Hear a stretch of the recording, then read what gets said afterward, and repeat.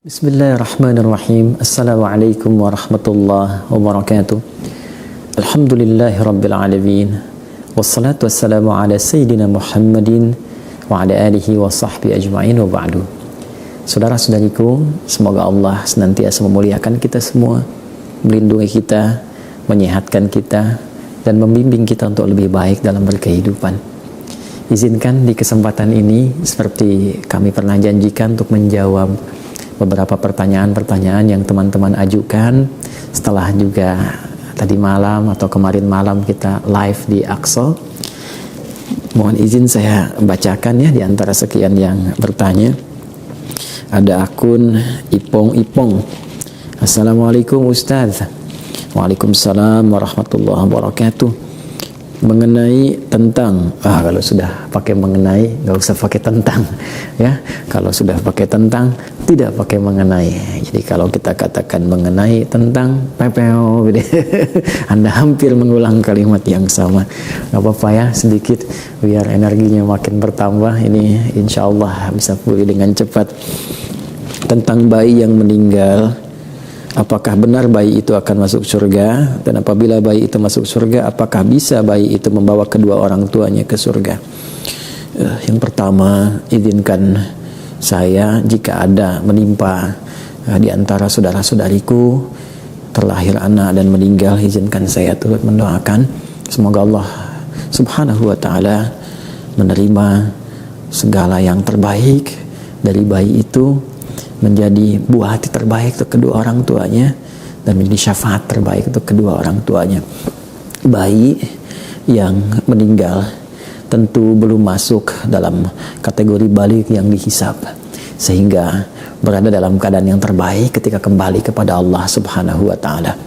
Ada hadis yang sangat menarik yang berkait terkelindan dengan apa yang saudara atau saudari kita tanyakan. Di dalam hadis ini riwayat sahabat Abu Musa al-Ash'ari radhiyallahu ta'ala anhu qala Rasulullah sallallahu alaihi wasallam, satu kali Rasulullah sallallahu alaihi wasallam pernah bersabda, idza mata waladu abdin, bima makna jika wafat anak dari seseorang. Walad itu menunjuk kepada kondisi anak masih kecil ya, baru terlahir itu disebut maulud, yang baru lahir itu kategori walad ya. Jadi di Quran surah kedua ayat 233 Allah berfirman, wal walidatu yurdi'na auladahunna, dan para ibu yang baru melahirkan anak-anaknya. Aulad itu jamak dari kata walad. Jadi boleh jadi baru lahir, mungkin ada yang meninggal ya, ada usia berapa hari kemudian meninggal ya. Dalam kondisi itu, idza mata waladul abdi, jika seorang anak dari seorang hamba itu meninggal dunia, qala Allahu azza wa jalla li malaikati, maka Allah kemudian berfirman kepada malaikatnya, qabadtum walada abdi, apakah kalian telah mencabut nyawa anak dari seorang hambaku? Fayaquluna na'am, maka malaikat menjawab, karena mereka telah menunaikan tugas sesuai dengan ajal anak itu. Kata mereka, na'am, iya ya Allah. Lalu Allah kemudian berfirman kembali, qala Allahu azza wa jalla qabadtum fuada atau qabadtum thamarata fuadi, apakah kalian juga telah mencabut buah hati dari hambaku itu? Maka mereka mengonfirmasi, mengatakan kepada Allah sebagai bentuk kepatuhan tugas yang telah ditunaikan. Fayaquluna na'am, malaikat berkata, iya ya Allah. Kemudian Allah bertanya kembali, dan ini adalah sebuah uslub, metode untuk mengkonfirmasi benarnya tugas malaikat yang tidak menyimpang.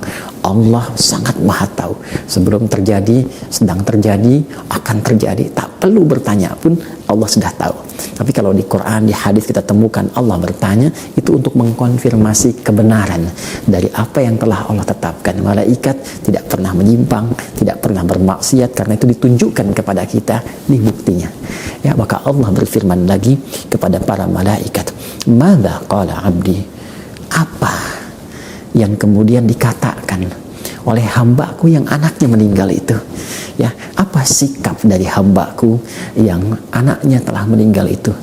Maka fayaquluna, malaikat itu menjawab kepada Allah subhanahu wa ta'ala, hamidaka wastarja, ia terus memujimu ya Allah, dan mohon kepadamu pula agar diberi kesempatan kembali untuk bisa berkumpul dengan anaknya itu. Dia memujimu ya Allah, dia memujimu ya Allah, dan memohon kepadamu agar bisa berkumpul kembali dengan anak itu.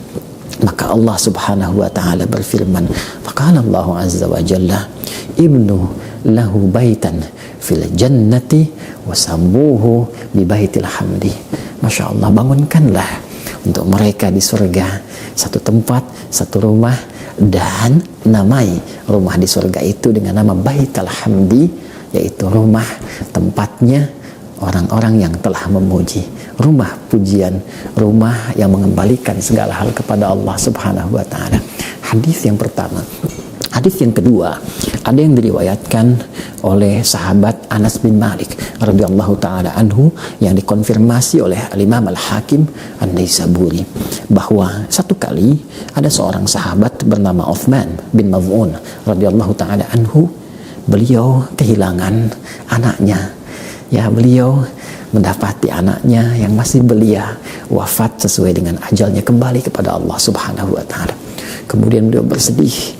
Ya, bersedih itu wajar, orang tua bersedih itu biasa. Yang tidak boleh meratapi kesedihan dengan berlebihan sehingga lupa dengan Allah subhanahu wa ta'ala. Lantas Nabi SAW memberikan satu konfirmasi berita yang sangat menyentuh. Ya amma taradha anna lil jannati thamaniyata abwabin. Hei Uthman, apakah engkau tidak merasa rida kalau surga itu punya 8 pintu? Walin nari sab'at abwabin, dan neraka itu punya 7 pintu. Sedangkan engkau tidak henti-hentinya bermohon beribadah kepada Allah untuk bisa mendapatkan bagian dari pintu surga itu. Tidakkah engkau menginginkan anakmu berada di pintu surga itu? Tidakkah engkau menginginkan dia mendapatkan bagian dari kebaikan-kebaikanmu? Tidakkah engkau menginginkan anak itu menjadi syafaat untukmu? Maka Uthman mengonfirmasi, iya ya Rasulullah, iya.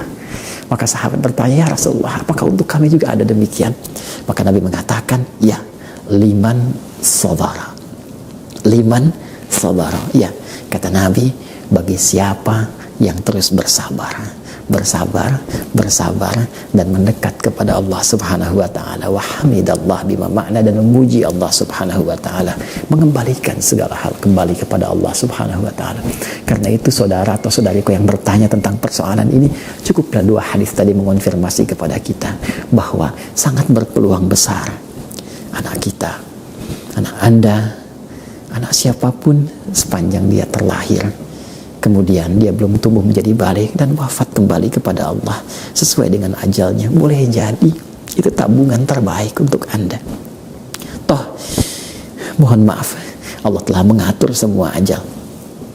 Allah telah mengatur semua ajal. Tidak ada pandemi pun, tidak ada apapun, jika telah tiba waktunya dia akan kembali kepada Allah. Boleh jadi itu tabungan terbaik untuknya. Dia wafat tidak membawa dosa, dia wafat tidak bermaksiat. Masya Allah, betapa banyak orang menginginkan wafat dalam keadaan tidak membawa dosa, tidak bermaksiat, diterima segala amal solehnya. Anak itu pulang tanpa membawa dosa. Dan karena itulah Nabi memberikan satu motivasi kepada sahabatnya Uthman bin Maz'un, kepada kita semua. Bukankah itu dalam keadaan yang terbaik? Kenapa engkau tidak memuji Allah? Bukankah semua manusia pada akhirnya akan kembali? Kenapa kita tidak memuji Allah? Alhamdulillah ya Allah, anak saya wafat tidak membawa dosa. Alhamdulillah ya Allah, anak saya wafat dalam keadaan yang baik. Ya Allah, berikan kekuatan kepada hamba untuk bersabar, untuk bertawakal, bermohon kepadamu ya Allah. Lalu isi dengan beramal soleh.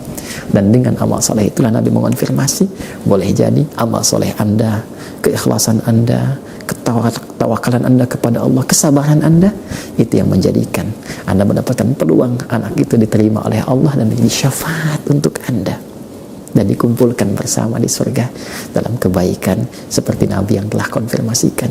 Semoga dengan itu menjadi motivasi untuk mempertahankan amal soleh, kembali kepada Allah, dan berkumpul kembali bersama anak-anak kita. Quran surah ke-52 At-Tur ayat 21, walladzina amanu wattaba'athum dzurriyyatuhum biimanin alhaqna bihim dzurriyyatahum wama alatnahum min amalihim min syai' kullu imrin bima kasaba rahin.